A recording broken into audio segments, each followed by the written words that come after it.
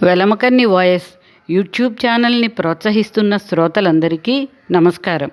ఈ ఆడియోలో మనం ఒక వ్యంగ్య హాస్య కథానికను విందాం. కథానిక పేరు యమలోకంలో అప్పారావు. కథను వినిపించడానికి ముందు నాదొక చిన్న విన్నపం. ఈ కథ ఏ రాష్ట్రాన్ని, ఏ పార్టీని, ఏ ప్రభుత్వాన్ని, ఏ పాలకుల్ని ఉద్దేశించి రాయబడలేదు. కథలోని పాత్రలన్నీ కేవలం కల్పితాలే. ప్రజల కష్టాలను వ్యంగ్య హాస్య కోణంలో ప్రస్తావించడమే నా ఉద్దేశం. ఇక కథ మొదలు పెడదాం. పెరిగిన నిత్యావసరాల ధరలు, పెరిగిపోయిన పన్నులు, కరెంటు కోతలు, పెరిగిన కరెంటు బిల్లులు ఇచ్చే షాకులు, పెరగని జీతాలు, విడుదల కాని కరువు భత్యాలు, 10-15 తారీఖుల వరకు జమకాని జీతాలు అన్నీ కలిసి కలగలిపి దాడి చేస్తుంటే భరించలేని అప్పారావు విజయవంతంగా ఆత్మహత్య చేసుకున్నాడు. యమభటులు అప్పారావుని యమలోకానికి తీసుకెళ్లారు. చిత్రగుప్తుడు పాపపుణ్యాల లెక్కలు బేరీజు వేసి అప్పారావుని సలసల మరిగే నూనెలో వేయించమని ఆజ్ఞాపించాడు. యమభటులు అప్పారావుని సలసల కాగే నూనెలో వేయించి తీశారు. అప్పారావు హుషారుగా పాట పాడుతూ ఈల వేయసాగాడు. ఆనందమానందమాయే మది ఆశల నందనమాయే అంటూ రాగాలు తీశాడు. యమభటులు ఆశ్చర్యపోయారు. చిత్రగుప్తునికి చెప్పారు, ఈసారి కొరడాలతో ఈ మానవుని ఒళ్ళు హోనమయ్యేలా కొట్టండి అంటూ చిత్రగుప్తుడు హుకుం జారీ చేశాడు. యమభటులు కొరడాలతో అప్పారావుని దారుణంగా బాదారు. చర్మం చిట్లి రక్తాలు కారుతుండగా కొట్టడం ఆపేశారు. ఏదో తెలియని ఆనందం నాలో కలిగినది ఉదయం అంటూ పాట పాడుతూ ఉల్లాసంగా కనిపించాడు అప్పారావు. కంగారుపడ్డ యమభటులు చిత్రగుప్తుడి దగ్గరకు పరుగున వెళ్ళి విషయం చెప్పారు. ఆశ్చర్యపోయిన చిత్రగుప్తుడు భటులతో పాటుగా యమధర్మరాజు దగ్గరకు వెళ్ళి మొత్తం విషయాన్ని సవివరంగా చెప్పాడు. ఆశ్చర్యపోయిన యమధర్మరాజు చిత్రగుప్తునితోనూ యమభటులతోనూ కలిసి అప్పారావు దగ్గరకు వచ్చాడు.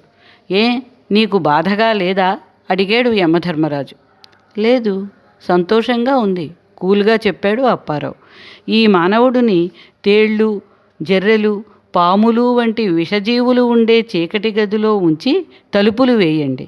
అలా 3 రోజులు అయ్యాక తలుపులు తీయండి.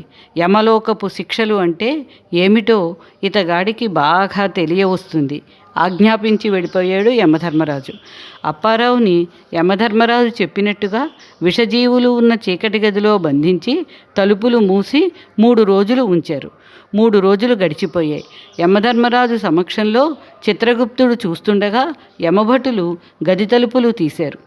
మనసున్న మల్లెల మాలలుగేనే అని పాడుకుంటూ అప్పారావు బయటకు వచ్చాడు.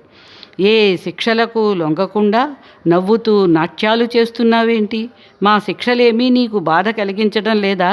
చాలా ఆశ్చర్యంగా ఉంది. నిజంగానే ఆశ్చర్యపోయాడు యమధర్మరాజు. ఇటువంటి మానవుణ్ణి ఇంతవరకు నా జన్మలో నేను చూడలేదు అన్నాడు చిత్రగుప్తుడు. ఇలాంటి కేసును మా సర్వీసులో మేం కూడా ఎప్పుడూ చూడలేదు అంటూ నివ్వెరపోయారు యమభటులు. యమలోకపు చిత్రహింసలకు లొంగకుండా నవ్వుతూ నాట్యాలు చేస్తూ పాటలు పాడుతూ ఎలా ఉండగలుగుతున్నావు? ఆ రహస్యం మాకు చెప్పుము అంటూ యమధర్మరాజు అప్పారావుని అడిగాడు. Very simple. మా రాజ్యంలో కరెంటు కోతలు, ఉక్కపోతలు, షాకులిచ్చేలా పెరిగిన కరెంటు బిల్లులు ఇవన్నీ కలిగించే బాధల ముందు మీ యమలోకపు సలసల కాగే నూనెలో వేయిస్తే కలిగే బాధ ఎక్కువదేమీ కాదు. అలాగే మా రాజ్యంలో గుంతలు పడ్డ రోడ్ల మీద ప్రయాణించడం వల్ల కలుగుతున్న నరకయాతన కంటే మీ కొరడా దెబ్బల వల్ల కలిగే బాధ లెక్కలోకే రాదు. పెరిగిపోయిన పెట్రోల్ ధరలు, ఆకాశాన్నంటే నిత్యావసరాల ధరలు, నియంత్రణ లేకుండా పెరిగిన పన్నులు, 10-15 తారీఖుల వరకు జమకాని జీతాలు ఇవన్నీ కల్పించే బాధల కంటే, భయాల కంటే విషజీవులున్న చీకటి గదిలో రోజుల తరబడి ఉండడం పెద్ద కష్టమేమీ కాదు. ఈ గొప్పతనం నాది కాదు, మా రాజ్యాన్ని నడిపే రాజుగారిది. అన్ని బాధలు అనుభవిస్తున్న మా ప్రజలందరికీ మీ యమలోకపు బాధలు అసలు లెక్కలోకే రావు. అందుకే నేను నవ్వుతూ నాట్యాలు చేస్తున్నా, ఆనందంగా పాటలు పాడుతున్నా అంటూ అసలు విషయం చెప్పాడు అప్పారావు. అటులనా? మీ రాజ్యానికి రాజు ఎవరు? మీ రాజ్యం పేరేమి? సావధానంగా అడిగాడు యమధర్మరాజు. మాకు రాజ్యాలు ఉండవు, రాష్ట్రాలే ఉంటాయి, రాజులు ఉండరు, ముఖ్యమంత్రులు ఉంటారు అంటూ చెప్పాడు అప్పారావు. మా యమలోకాన్ని మించిపోయేలా, మా యమలోకపు బాధల్ని మించిపోయేలా పరిపాలన చేస్తున్న మీ రాజుగారిని చూడాలని, మీ రాజుతో మాట్లాడాలని నాకు చాలా ఉత్సుకతగా ఉంది. మరొక విన్నపము, యమలోకాన్ని మించి చిత్రహింసలకు గురిచేస్తూ ప్రజలను పరిపాలిస్తున్న మీ రాజుతో మాట్లాడి మా యమలోకపు సిబ్బందికి శీఘ్రంగా శిక్షణ ఇచ్చే ఏర్పాటు చేయగలవా? రిక్వెస్టింగ్గా అడిగాడు యమధర్మరాజు. తప్పకుండా ప్రయత్నిస్తాను అంటూ మొబైల్ తీసి ఎవరితోనో కాసేపు మాట్లాడాడు అప్పారావు. యమధర్మరాజా, మీరు అడిగిన విషయం గురించి నేను మా రాష్ట్రం వారితో మాట్లాడాను. ఆఫ్ఘనిస్తాన్ దేశం వారు, అలాగే ఉత్తర కొరియా దేశం వారు ఇప్పటికే మీలాగే మా రాష్ట్రం వారి శిక్షణ కోసం అభ్యర్థించారట.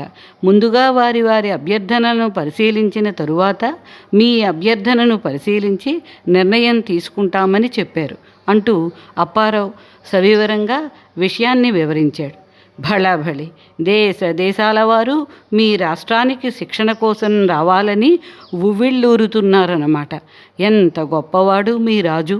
మా అభ్యర్థన కోసం ప్రయత్నించి పరిపూర్తి చేయవలసిన బాధ్యతను నీ మీద ఉంచినాను.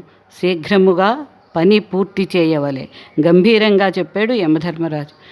షూర్, నేను రెగ్యులర్గా ఫాలోఅప్ చేస్తూ ఉంటాను. ఈలోగా నాదొక చిన్న రిక్వెస్ట్ నెమ్మదిగా అడిగాడు అప్పారావు. ఏమది? కళ్ళు పెద్దవి చేశాడు యమధర్మరాజు. మీ పని పూర్తయ్యే వరకు నేను మీ లోకంలో అంటే యమలోకంలో ఉండవచ్చా? అడిగాడు అప్పారావు. నిరభ్యంతరంగా ఉండవచ్చు అంటూ నిష్క్రమించాడు యమధర్మరాజు. అమ్మయ్య, మా రాష్ట్రానికి వెళ్ళక్కర్లేదు స్వాగతంగా అనుకుంటూ ఆనందంగా గంతులు వేశాడు అప్పారావు. ఈ కథ మీకు నచ్చితే లైక్ చేయండి. మీ గ్రూపుల్లో షేర్ చేసి వారు అందరూ నవ్వుకోవడానికి దోహదం చేయండి. అలాగే మా ఛానల్ని సబ్స్క్రైబ్ చేసుకొని బెల్ ఐకాన్ ప్రెస్ చేసి విడుదలయ్యే ప్రతి ఆడియో విని ఆనందించండి.